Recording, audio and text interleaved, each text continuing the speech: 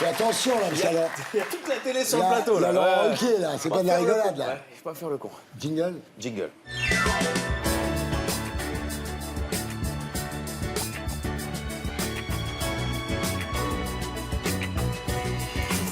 Depuis que Catherine Marma est partie, on n'a plus les moyens. Hein, donc, on fait l'orchestre. Commençons par les européennes. Marine Le Pen avait proposé à Éric Zemmour d'être sur la liste Rassemblement National. Franchement, moi, j'ai jamais cru qu'Éric Zemmour pourrait un jour rejoindre un parti dirigé par Marine Le Pen. Alors, oui, quand même, il est raciste, mais il est aussi misogyne. Donc voilà, pas de raison. T'as compris ? Cela étant, c'est quand même dingue qu'un mec qui s'appelle Zemmour ait failli être sur la liste d'un parti d'extrême droite quand on pense qu'il y a encore quelques années, avec le même nom, il aurait plutôt été sur la liste Schindler. Oh là là là. Ah oui. Rien ne va plus pour Marine, puisque Viktor Orban prend ses distances avec Marine Le Pen et salue son ami Laurent Wauquiez. C'est le monde à l'envers. Même les étrangers rejettent Marine Le Pen maintenant. C'est une catastrophe. Et Wauquiez, justement, assure ne nourrir aucune rivalité avec François-Xavier Bellamy. Et c'est marrant, il y a quelques années, Booba disait la même chose de sa relation avec Caris.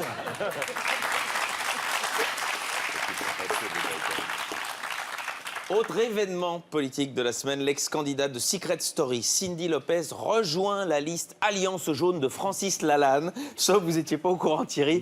Elle va être bien, la liste, elle va être bien. Il manque plus que Philippe Candeloro, le père Fouras et Christine Angot, et on est complet. Alors je vais vous dire, moi, déjà que les candidats de télé-réalité aient le droit de vote, j'étais pas hyper pour, mais qu'ils soient candidats sur les listes, non.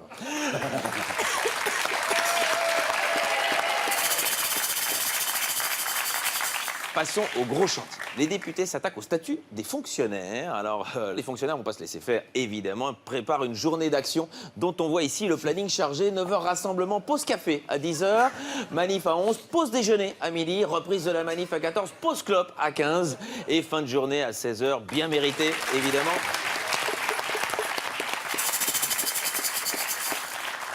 Judiciaire, le procès Balkany, ça c'est sûr. Oh là là, qu'on est content, est content. Beaucoup de choses à dire. Moulins à Giverny, Villa Serena et Pamplemousse, Riyad à Marrakech, la vie de château des Balkany devant la justice. Et c'est quand même un peu con d'avoir autant de résidences secondaires quand tu passes 80% de ton temps dans des tribunaux.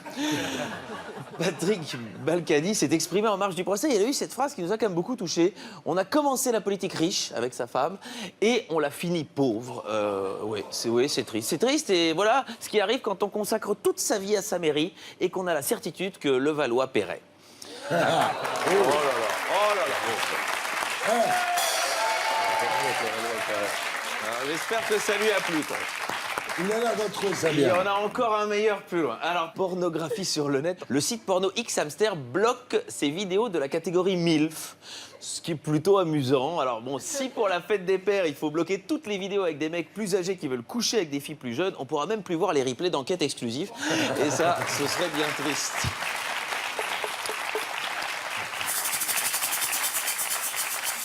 Écologie, le chef indigène brésilien Raoni était en tournée en Europe cette semaine, était en France pour défendre l'Amazonie. Alors ses détracteurs ils disent toujours oui, ça fait des années qu'il radote, qu'il nous parle la même chose. Est-ce qu'on lui conseillerait pas de changer de disque? Et oui.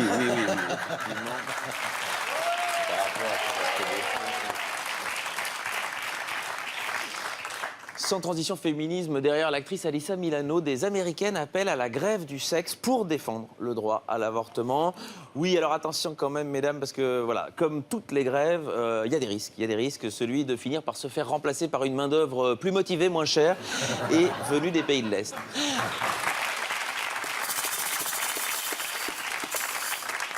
Fait divers à Dunkerque, près d'une demi-tonne de cocaïne saisie dans un conteneur de bananes. Et pendant ce temps-là, à Paris, on voit que Pierre Palmade, putain, mais qu'est-ce que je vais faire avec ces 500 kg de bananes Chiquita?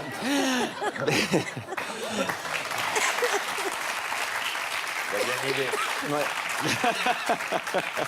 Fait divers encore. Le harceleur à la couronne, de retour dans le métro parisien. Voilà, sachez-le, mais faites bien la différence, confondez pas. Parce que harceleur à la couronne, c'est aussi le pseudo de Stéphane Bern sur Tinder. santé.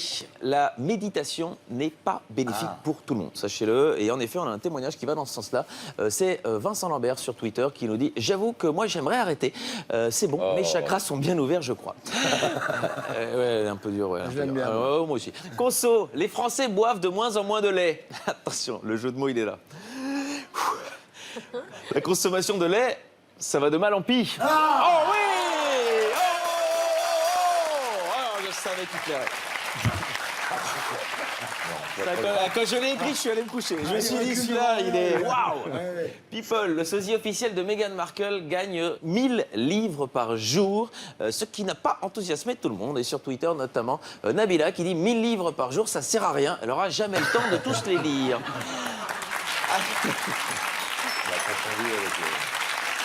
Les brèves. À Onin, un homme retrouvé mort au cimetière. Et j'ai envie de vous dire, ça doit pas être le seul. Pas mal. En Suisse, les policiers confondent un passant hémiplégique avec un homme armé. Et à la décharge des policiers, le type n'a pas mis beaucoup du sien quand on lui a demandé de mettre les mains en l'air. États-Unis, il tire sur son pénis en laissant échapper son arme. Alors, ok, c'est très très con, mais au moins on est certain qu'il se reproduira pas. Passons à la culture. Alors, ça c'est la plus-value. Ça c'est la plus-value. Chaque semaine, j'essaye de faire découvrir un artiste, vous donner envie d'aller voir un musée. Et cette semaine, c'est une star féminine de l'art moderne. C'est Louise Bourgeois qui est exposée au Rijksmuseum d'Amsterdam. Louise Bourgeois qui fut donc une sculptrice et plasticienne française, naturalisée américaine, connue pour ses œuvres absolument monumentales. Alors vous allez me dire, oui, mais c'est pas la taille qui compte. Oui, et ben quand même, quand on voit Louise Bourgeois, il semble que oui. Hein, on le voit sur la photo, hein, c'est un peu un mélange entre Françoise Giroud et Katsumi. Alors on va regarder un peu voilà, l'œuvre en elle-même. Et l'œuvre, celle-ci, est intitulée A Girl. Bel hommage à Amanda Lear.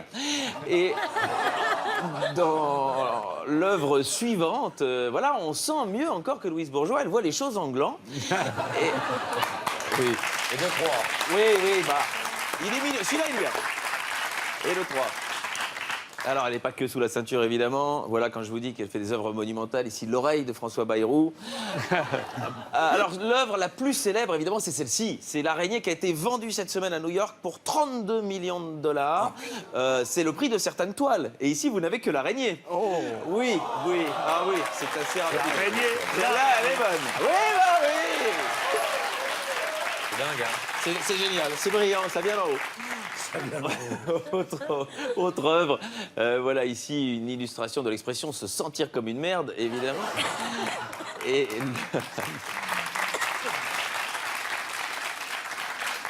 œuvre suivante, voilà, on le fait découvrir, on reconnaît ici Julien Doré, fidèle à lui-même, toujours un peu la tête dans le cul. Autre sculpture qui nous fait penser à des people français, on reconnaît aisément Jamel et Mélissa Theriot. Il est bien qu'un bras. Et aussi une installation, voilà. Et on comprend pourquoi Patrick Sébastien aime tant les petits bonhommes en mousse.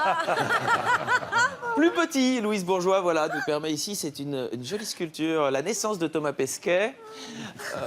Oui, parfois c'est un peu poétique, oui, mais ça fait moins rire, hein, mais bon, Très voilà. Œuvre d'anticipation ici, avant la une de l'équipe, Louise Bourgeois s'était engagée contre l'homophobie avec cette œuvre. Et c'est mignon de voir que ça va mieux entre Éric Ciotti et Alain Juppé. Louise Bourgeois nous a quittés en 2010 à 99 ans. Et comme on le voit sur l'image, jusque très tard, elle a continué à se faire fourrer. Allez, voilà, ça fait rire tout le monde. C'est honteux. Je vous laisse là-dessus. Allez tous au Rijksmuseum jusqu'au 3 novembre. L'art, c'est comme la politique. C'est pas parce qu'on n'y comprend rien qu'on peut pas en parler. Et voilà, c'était avec Vision. On retrouve ici la semaine prochaine.